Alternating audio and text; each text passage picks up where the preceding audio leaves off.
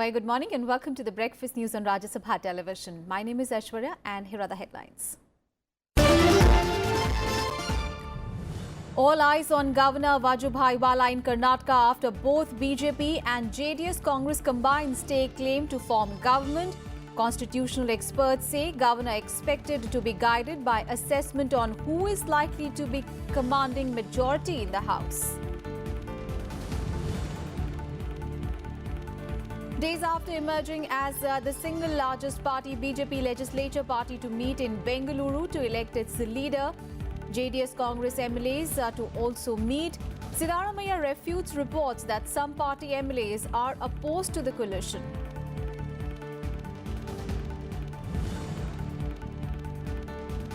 Repolling in 568 booths in West Bengal today after complaints of violence during Monday's panchayat polls. Prime Minister Modi accuses state government of murdering democracy after 12 people were killed in poll violence.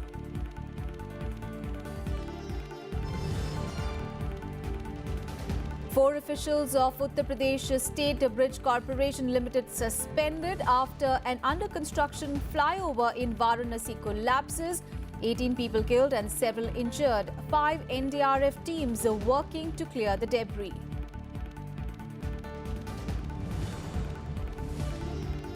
And North Korea calls off high-level talks with the South over its joint military exercise with the US, threatens to cancel much-anticipated meet between Kim Jong-un and Donald Trump in June. Washington on going ahead with the summit preparations.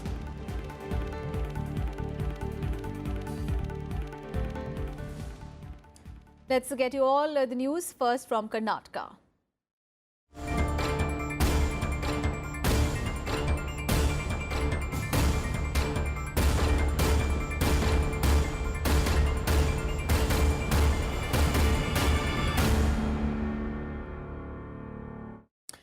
All right, so it is a hung verdict in Karnataka and the ball is now in the governor's court. So let's first take a look at how the numbers stack up in the state after counting on Tuesday. While the BJP emerged as the single largest party, winning 104 seats. The Congress has won 78 seats, a huge fall from the last elections where it had won 122 seats. And the JDS with 37 seats has emerged in a decisive role. The party has accepted Congress's offer of support to form a government headed by JDS leader H.D. Kumaraswamy.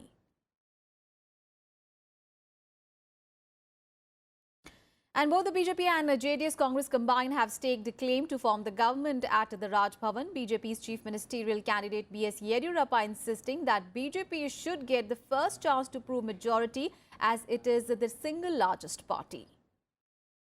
The Karnataka election results having delivered a hung assembly, all eyes are now on the Raj Bhavan in Bengaluru, where Governor Vajubhai Wala will decide which party forms the next government in Karnataka. The first to meet the governor was BJP's chief ministerial candidate Yediyurappa.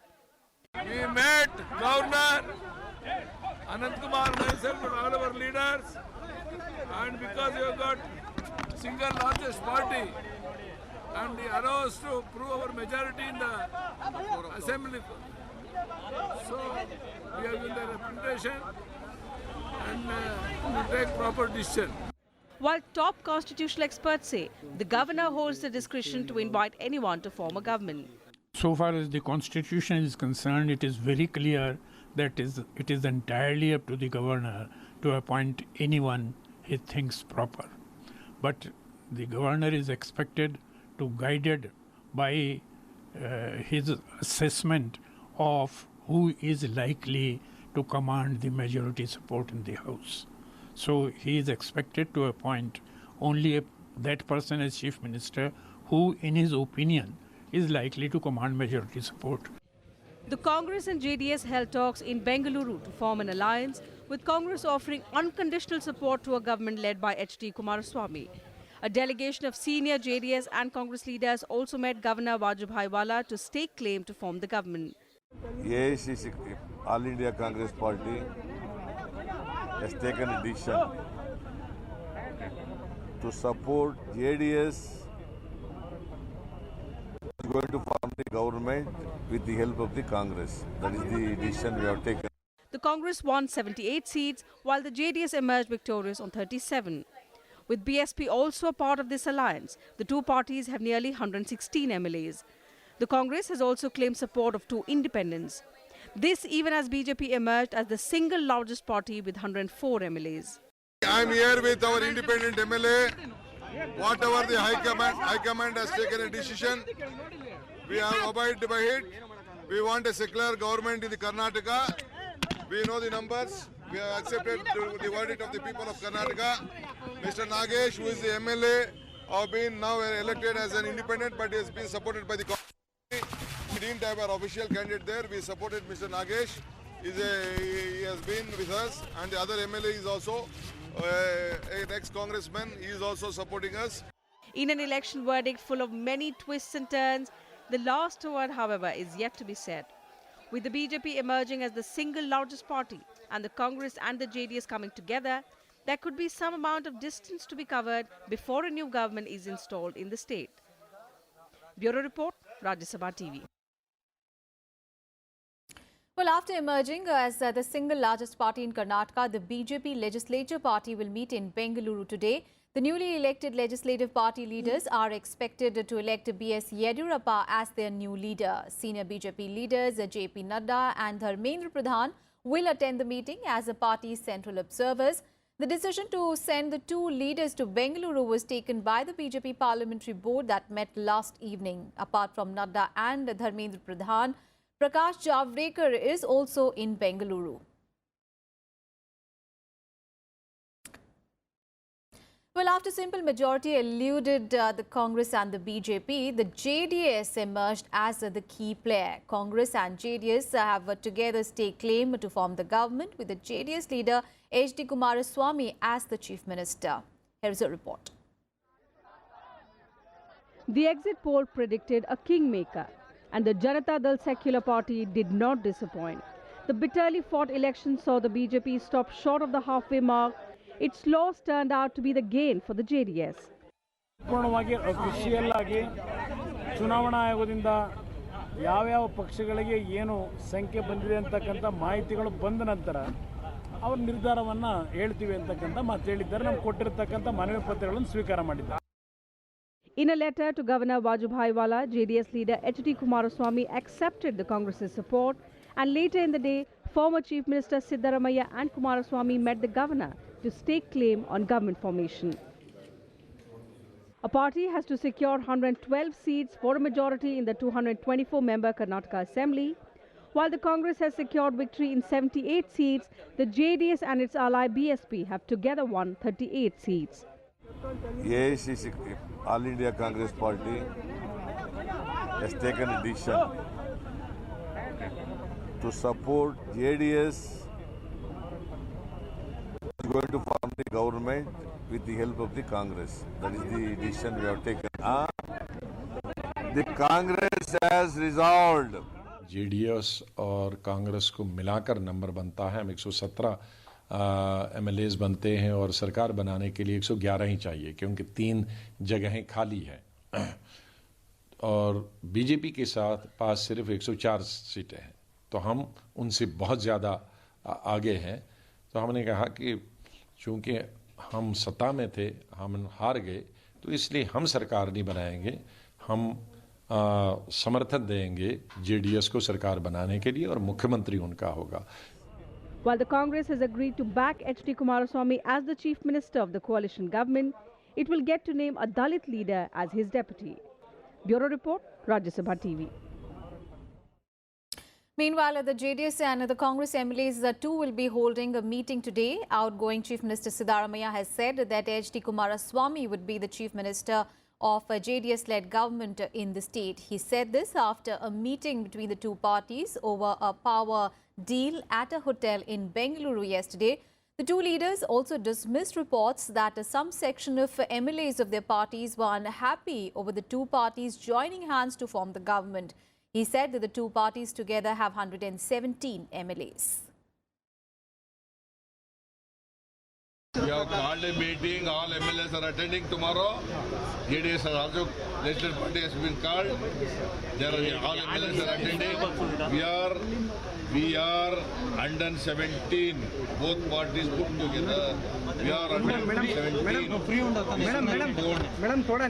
Judgment says whichever group having more than required number, that party is to be invited. That is a law. That is a judgment of the Supreme Court. All right, let's go across to my colleague Panchanan Mishra, who is tracking all those developments in Karnataka very, very closely. Panchanan, well, a day after the Karnataka verdict, we understand that the BJP legislature party will meet in Bengaluru today to elect its leader, as well as the JDS Congress MLAs are also going to meet. And we understand that the two camps are also going to meet the governor again as well. Tell us what to expect in the day ahead.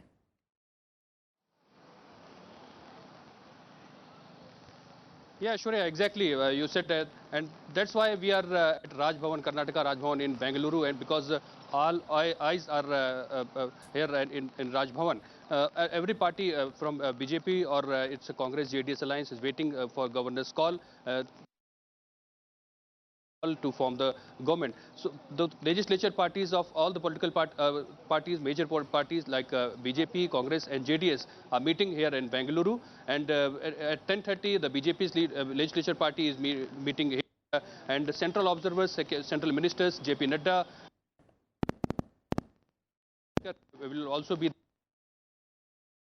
initial time going on here in Bengaluru, because the governor has to take a call to whom, to which party, to which faction it may call to form the government. And there are many cases has been given example here from SR Bombay to 2006 Supreme Court verdict on the government formation. So it's not clear because the governor has to take a final call, but the political parties are trying their best and trying their every reasoning to reach out the governor, and it is learned that the parties come here again to meet the governor, Yes. to stake their claim again, and because yesterday B.S. Yedurappa came here in Raj Bhavan and he sought the 2 days time to form the government. So now it has to be seen that what the further course of action will be there from the political parties, and we are eagerly also waiting for this all the developments, and we will let you know that what are the developments here in Bengaluru.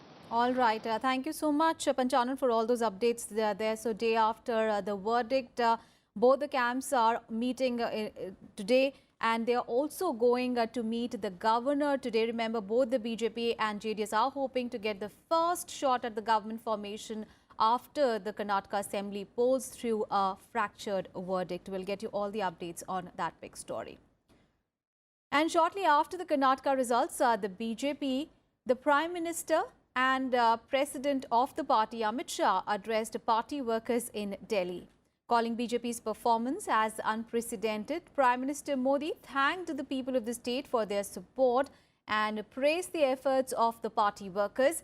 He said that people of Karnataka had broken the language barrier while voting for the BJP. And addressing the party workers, Party President Amit Shah said that the divisive and communal politics of Congress did not work in Karnataka. He called the Karnataka verdict as a big loss for the Congress party, since the party had suffered a massive reduction in its seats, while the BJP grew from 40 to 104 seats in the state. He also assured the party workers of a big win in the 2019 general elections. Karnataka का विजय असामान्य विजय है, अभूतपूर्व विजय है, क्योंकि इस देश में ऐसी छवि बना दी गई कि भारतीय जनता पार्टी यानी उत्तर भारत की पार्टी, हिंदी भाषी पार्टी, न गुजरात हिंदी भाषी है, न महाराष्ट्र हिंदी भाषी है, न गोवा हिंदी भाषी है, न असम हिंदी भाषी है, न नॉर्थ ईस्ट का कोई राज्य हिंदी भाषी है, लेकिन एक परसेप्शन क्रिएट कर दिया जाता है। एक झूठ फैलाने वाले लोग बार बार ऐसा झूठ फैलाते हैं कि फिर कोई व्यक्ति सोचने के लिए तैयार ही नहीं होता है। इस प्रकार की विकृत सोच रखने वालों को कर्नाटक की जनता ने बड़ा झटका दिया है। भारतीय जनता पार्टी की ओर से कर्नाटक की जनता को हृदय से बधाई देना चाहता हूं कि कर्नाटक को कांग्रेस मुक्त करने का काम कर्नाटक की जनता ने बड़े मन से किया है। 14 इलेक्शन भारतीय जनता पार्टी जीत चुकी है। ये 15वां इलेक्शन है जिसमें लगातार भारतीय जनता पार्टी ने विजय प्राप्त किया है। मित्रों, कर्नाटक के अंदर हम सबसे बड़ी पार्टी बनकर उभरे। ये विजय का रथ जो मोदी जी का है, वे विजय का रथ कमल का है, भारतीय जनता पार्टी का है, वो रुकने वाला नहीं। Meanwhile, reacting to the Karnataka verdict, Congress President Rahul Gandhi also thanked the people of the state who voted for the party. Taking to Twitter, he praised party workers and leaders for their hard work. He said that the Congress will continue to fight for those who voted for it.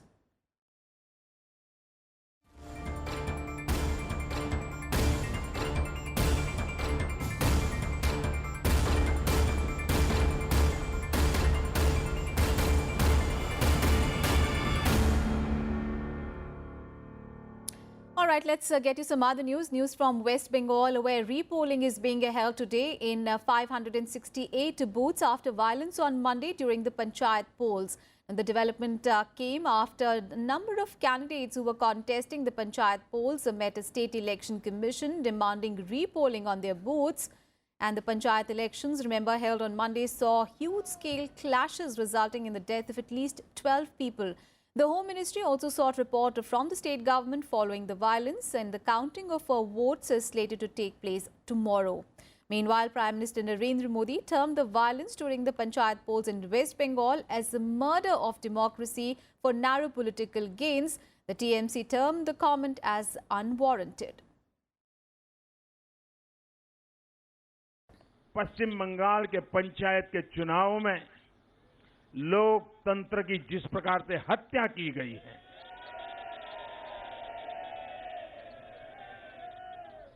नामांकन से लेकर के मतदान तक कहीं लोकतंत्र को स्वीकृति नहीं। ये लोकतंत्र के खिलाफ जो कुछ भी हुआ है, ये बहुत चिंता का विषय है। And now news from Varanasi, where as many as 18 people were killed and dozens were injured when an under-construction flyover collapsed on Tuesday, crushing vehicles and passengers. The UP government has constituted a probe committee, which is to submit its report within 48 hours. And 4 officials of the Uttar Pradesh State Bridge Corporation Limited have been suspended. Here is a report. At least 18 people were killed and several trapped under rubble after part of an under-construction flyover collapsed near the Varanasi Cant railway station on Tuesday. Many of the victims are reported to be labourers who were working on the flyover. Several cranes had been sent to lift the pillars which collapsed, bringing a huge slab of concrete down, crushing cars and a local bus under it. A team of National Disaster Response Force was rushed to the spot for rescue operations. मैं घटना स्थल से करीब 50 metre दूरी पे था। अचानक धड़ाम से आवाज हुई, चारों तरफ चीत्कार शुरू हो गए। करीब आधा दर्जन से ज्यादा गाड़ियां उस पिलर के नीचे दब गई जो है। बुरी तरह से लोग मर गए, सारे लोग चारों तरफ हाहाकार मचा हुआ है। The chief project manager and 3 others of the state-run corporation involved in the construction of the bridge were suspended. Uttar Pradesh Chief Minister Yogi Adityanath, who visited the injured, announced a 3-member committee to probe the incident and asked its report within 48 hours. He also announced financial assistance to the next of kin of those killed and injured. मैं इस घटना पर उन सभी पीड़ितों के प्रति दुख व्यक्त करता हूं जिन्होंने अपने परिजनों को खोया है। उन सब के प्रति हमारी संवेदना है। राज्य सरकार की तरफ से मृतक परिजनों को 5 लाख रुपए की सहायता और जो वहां पर गंभीर रूप से घायल हुए हैं उनको 2 लाख रुपए की सहायता के लिए हमने आदेश किया है। लेकिन एक Prime Minister Narendra Modi, who represents Varanasi in the Lok Sabha, expressed grief over the deaths, saying that he had spoken to the officials to ensure all possible support to those affected. मन पर ये भारी बोझ और बहुत स्वाभाविक है कि हिंदुस्तान के किसी भी कोने में इस प्रकार का हादसा बेचैन बना देता है। जिन परिवारों ने अपने स्वजन खोए हैं उनके प्रति मैं अपनी संवेदना प्रकट करता हूं और मुख्यमंत्री जी को भी मैंने कहा है कि भारत सरकार की तरफ से तत्काल जो भी मदद की आवश्यकता है हम पहुंचा रहे हैं। President Ramnath Kovind, Vice President M. Venkaiah Naidu, Governor Ram Naik and Union Home Minister Rajnath Singh also condoled the deaths. Bureau Report, Rajya Sabha TV. All right, so big tragedy there from Varanasi where 18 people have been killed and several others were earlier feared trapped after a portion of an under-construction flyover collapsed in Uttar Pradesh's Varanasi. Two pillars of the under-construction flyover collapsed in the Varanasi's Kant area. News from Andhra Pradesh now, where several people were feared drowned when a boat carrying about 40 people capsized in Godavari on Tuesday. Chief Minister N. Chandrababu Naidu directed the district collector to deploy a special team for the rescue operations. A Dornier aircraft with the National Disaster Response Force personnel have been pressed into service, and till now 17 people have been rescued while 23 others are still missing. According to police, the boat sailed from Devi Patnam to reach Kondanu Dalu at 3:30 p.m. on Tuesday, and when the boat was 10 minutes away from the banks, heavy rains and high velocity winds started, during which the small vessel lost its balance and it capsized. Prime Minister Narendra Modi has expressed his anguish over the incident, extending his condolences for the families of the victims on Twitter. On to some other news now. The board of a state-owned Allahabad Bank has divested its MD and CEO Usha Ananta Subramaniam of all powers following a directive from the Finance Ministry after she was named in the CBI's charge sheet in the PNB fraud case. Ananta Subramaniam was the CMD of the Punjab National Bank till May 2017. On Monday, the Finance Ministry had asked the board of Allahabad Bank and PNB to take action against her and two other executive directors of the bank. CBI had named Ananta Subramanian in a charge sheet in connection with a 14,000 crore rupees Punjab national fraud case. And the five-member Supreme Court collegium will meet today to further discuss the names of other Chief Justices of High Courts for elevation as the judge of SC to the centre. The names will also include Uttarakhand High Court Chief Justice K.M. Joseph's name. In the last meeting on 11th of May, the collegium had unanimously agreed in principle to reiterate recommendation to elevate Justice K.M. Joseph as Supreme Court judge, while the collegium rejected the government's referral for reconsideration of his nomination. It decided not to send the referral back to the government immediately. The collegium also decided that Justice Joseph's name should be accompanied with the recommendation of the names of other Chief Justices of High Courts for elevation as the Apex Court judges. Simultaneous elections may not be a distant agenda anymore, as officials from the Law Commission of India and the Election Commission will meet today to discuss constitutional, social, economic and political aspects of the move. The poll panel has invited the law panel chief, retired Justice B.S. Chauhan and other top officials to discuss the issue today. The planned meeting comes a week after the Law Commission issued a working paper on simultaneous poll. The Law Commission had proposed a holding of simultaneous state and general elections and had sought public opinion on its recommendations. Our top international focus now. North Korea has cancelled today's high-level talks with South Korea over its joint military exercises with the United States. The North's official KCNA news agency said that US-South Korean Max Thunder air combat drills were against the trend of warming North-South ties and were a provocation and that Pyongyang had no choice but to suspend the talks. Well, today's North-South meeting was due to focus on plans to implement a declaration that emerged from 27th of April Inter-Korea Summit, including promises to formally end the Korean War and pursue complete denuclearization. North Korea on Wednesday also threw into question an unprecedented summit between its leader Kim Jong-un and US President Donald Trump, which is scheduled for next month, saying that the US should carefully consider the fate of the upcoming meeting in view of what it calls were provocative military disturbances with South Korea.